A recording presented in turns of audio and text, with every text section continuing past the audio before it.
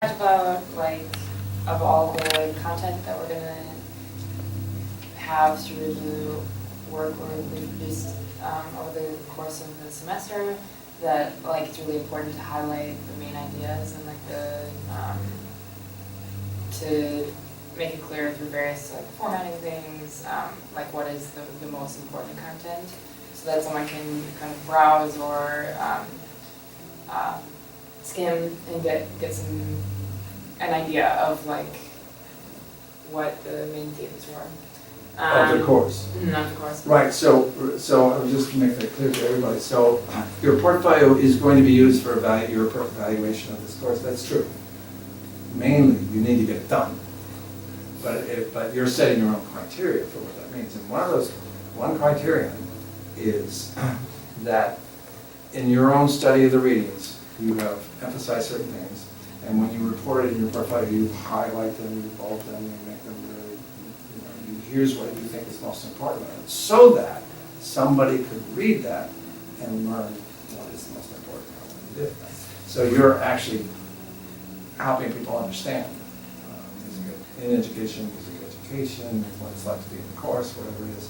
On that level, that's better than just saying, well, I took an exam and I wrote a paper.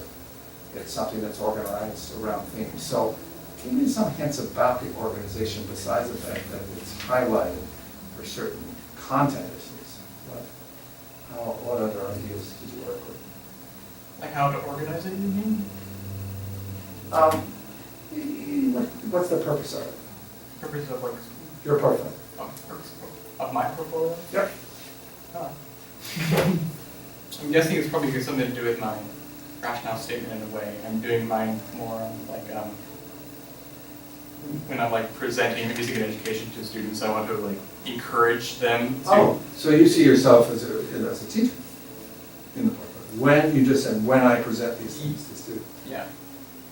Okay, now we know your audience a little bit more. Right? Now we know, have a little vision of what he's going to be. Maybe he'll work for your school. You might want to hire him in 20 years. Right? Just get, stranger things happen. So that's great. So tell us about your rationale statement. Okay. So I've been thinking about like encourage like an appreciation, like an engagement to music, but in a way where it's open to like even those that aren't as interested in music, so that students that want to know more about music can like do the more detailed study of like their instrument or singing or theory or whatever. But also those who may want to focus more on science or like literature or like other arts besides music and have some sort of appreciation of it, see how it connects to. All right, so you're very serious about connections to other things. So that someone actually would say, I want to take my lessons with you because you're going to show me science and things like this. Is that right? I'll have to like flesh that out. But yeah, of course. No, don't get me wrong. I'm not putting you on the spot for a job interview tomorrow. Right? But learn to support that point. That's all. And you can decide whether it's your life work or not. It's something you're going to think about some more. But yeah. If you study an MIE course with Warren Sanders, you're going to learn something about science. If you study with Lyle Davidson, you're going to learn something about psychology. Right? And in this course, we're getting a little taste of these things, and it's a sort of preview of what we do with this. And those are people who are in those fields. I am reading psychology of music, and Warren, a master of Indian music in India. There's got to be stories there about how you learn in another culture, how you get engaged when you have a teacher who wants to teach you 16 hours a day. That's when you went through. Where's the engagement, right? Same issue here. Just thinking about that. What are you thinking about? That's a good question. That is the question. Yeah. And I think a portfolio needs to reveal your thinking. And sometimes that could be inconclusive in the sense of what you think you're actually going to do, but who are you to adopt this rationale statement? What would you do? Right, so you can begin to have more informed choices. For example, what? Well, I mean, as of right now, my portfolio is just sort of, it's just full of like objective information, like what we did in Right. class. But I'm not quite sure what my theme is Right. quite yet. So, right now today, I'm Oh, okay. gonna say, what's a possible theme? Now, what was your favorite read? That's an easier question. I would say my favorite one so far would be the one that we haven't read yet, but it was Manus or Manus. M-A-N-E-S or M-A-N-N-E-S. Oh, Manus? Eleanor. Manus. Manus. Manus. Yeah, I think that might be my. There used to be a school of music in New York called the Manus School of Music. Mhm. And it's now part of the new school in New York. It's actually not a major, less, there were three conservatories in New York that were very well known. Juilliard, Manhattan, and Manus. So she's the daughter of the person who actually founded that school. So that's who she was. And I met her when she was getting funding from NPR to do a film on music and the brain, I guess it was. So you like that? Awesome, I love it too. That's a really good, concise. So recommendation, if you want to, put a flavor of neurology and things like that, right? Into your rationale for music, education, music in education. Get that Manus book or get that chapter. I think we have some of them online. It's online. It's Eleanor, right? Elena. Elena. Right. Elena. That's really good. Yeah, I agree. So that's an inspiring article in what sense? As for you. For me, it's Now just. we know something about you. You really hate American schools. Oh, yeah. And it's- So you can put it in that context, just like, right? You can say, wait a minute, if music were taught the way Helen is talking about it, it should have a very different affect, it should have a very different feeling to it. What do you think? I feel like, It's called The Power of Music, I think. yes. Yeah, The Power of Music. Look at that.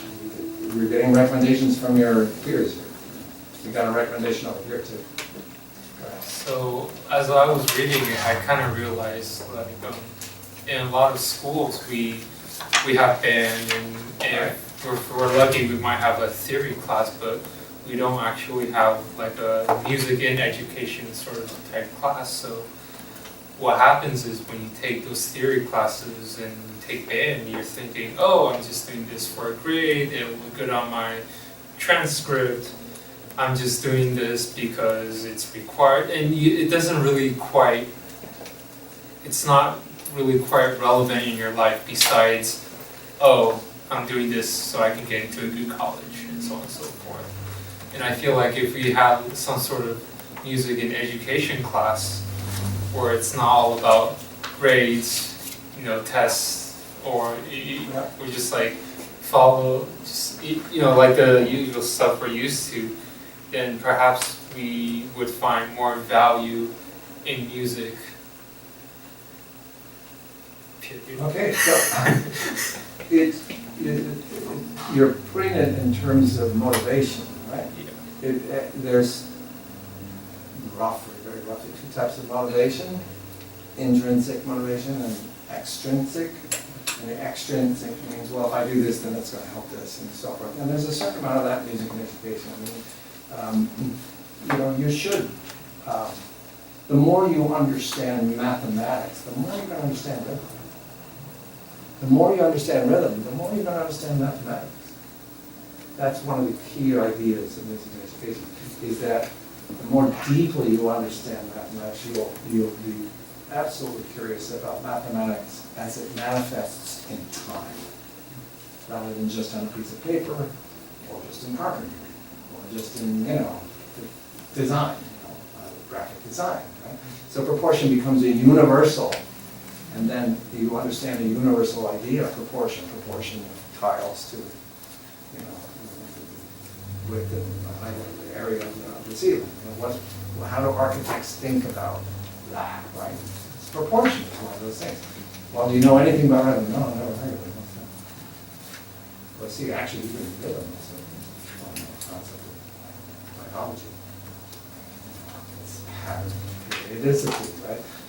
So music in education, the way you're going to teach a lesson, you're going to be very curious. That's why I'm very curious about all of your lessons, is what they reflect of your philosophy. Not just, is that a cool lesson, which is also fun, but does it reveal your own philosophy of engagement, of connectivity, and so forth? So, and what Eleanor says, and maybe I've read a different part of the chapter differently than you have, so I'm very interested in your TJ of math. Yes, Eleanor, is that the concepts of engagement obtain neurologically. So so there's a popular idea that music, if you get music, your brain's going to get better, right? It's going to work more optimally and so forth. The truth is, and I think the man's talk is quite clear. Yeah, if you practice. Yeah, if you spend time with it. Yeah, if you get good instruction. Yeah, if you have opportunities to actually do things. Yes, if you compose, improvise, and perform music. It just increases with each dimension. So if you want the full brain effects, you're going to teach comprehensively music. You're not going to teach just fingering. You're not going to teach just recognition of repertoire. It's going to be something much more powerful. So there's a direct proportional correlation with how your brain changes permanently with how much you do it. So that's why we know that as people get older, the last thing that a musician is not going to be able to do is music. You can live your life to that end. My mother couldn't speak till the last 20 years. But if I played wrong notes, she could absolutely engaged by music and probably not just happy. It's not your whole life. It's important enough that you can structure your brain, get structured around it. And that's why people are prescribing these very serious diseases, learning. And what would be better than learning? It's something new. Multiple sclerosis is warded off by learning. That's what people like to say. You've got to learn a foreign language, you've got to learn a musical instrument, you've got to ward off this deterioration in the neurology of the brain. How do you do it? Feed yourself things. What's the good news? Wow, learning new things, that should be exciting. What's the bad news? You don't learn well, it's not going to work. You don't actually learn the real thing. That's what I meant by the word authentic, in a sense. Before we were talking about it, it's like the real thing. What's the real thing in music? It's actually getting everything out of it, the emotion, as well as